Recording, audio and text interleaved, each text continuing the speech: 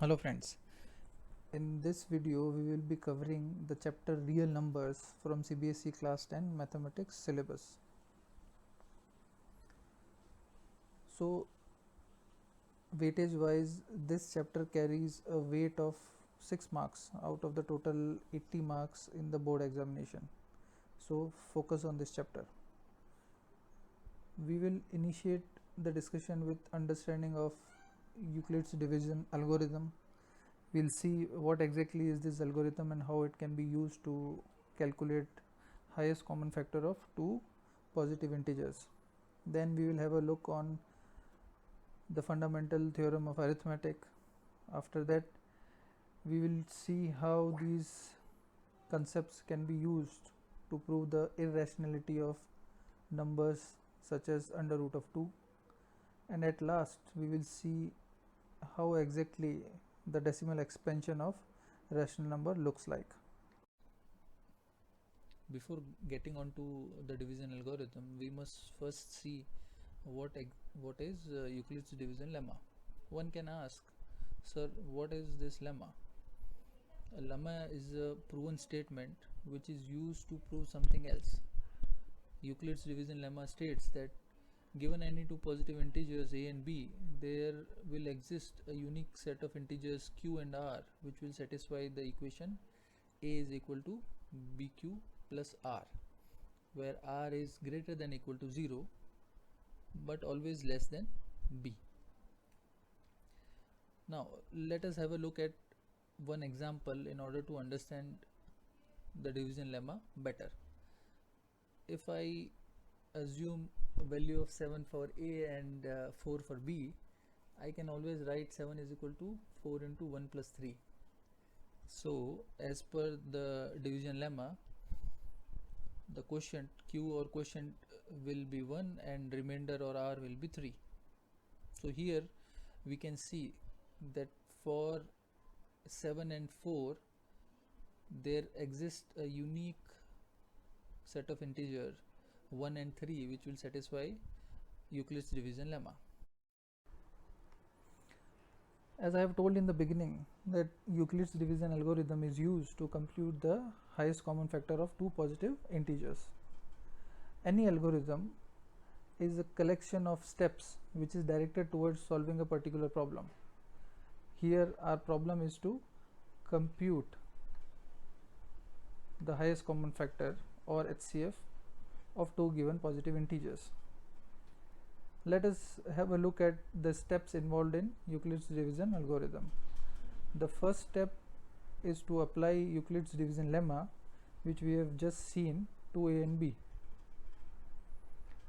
Now one thing you should keep in mind is you should always take a as the greater of the two integers.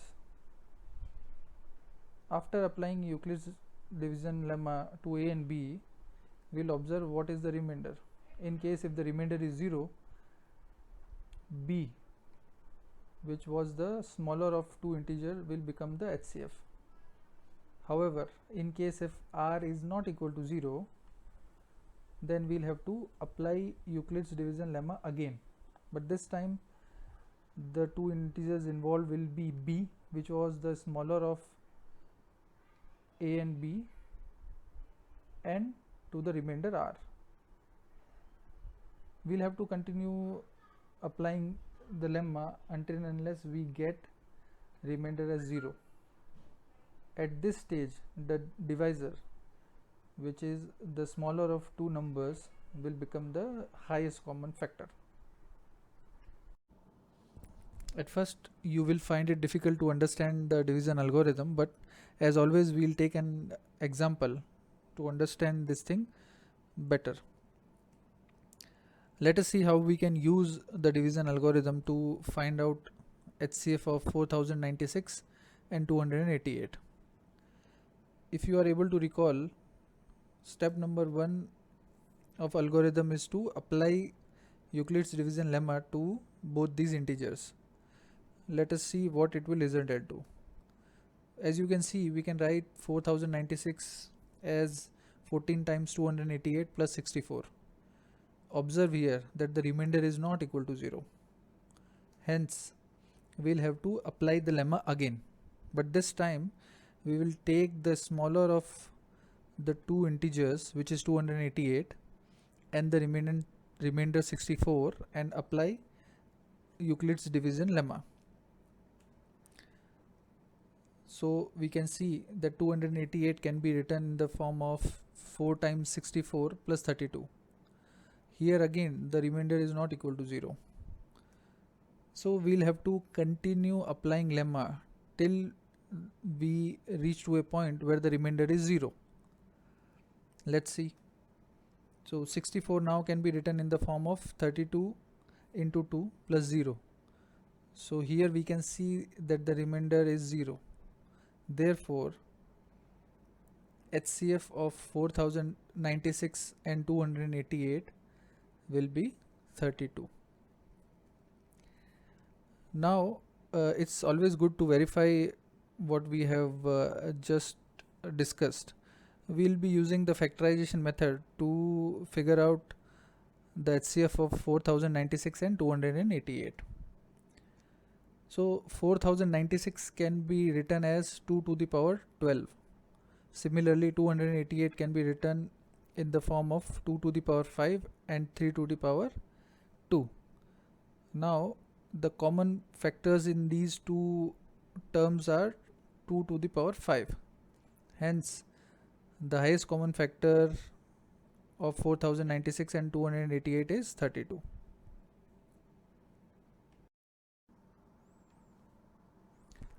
Let us take another example. Show that any positive even integer is of the form 4q or 4q plus 2, where q is some integer. Now let us take the said positive even integer as a. Now we'll apply the division lemma with a and b, and we will assume the value of b as 4. Now you can ask, sir, why you are taking the value of b as 4? For this we'll have to take a q from the question. The question is saying that we'll have to show that positive even integer is of the form of 4q or 4q plus 2. So because along with q integer 4 is there, that is why we are taking the value of b as 4.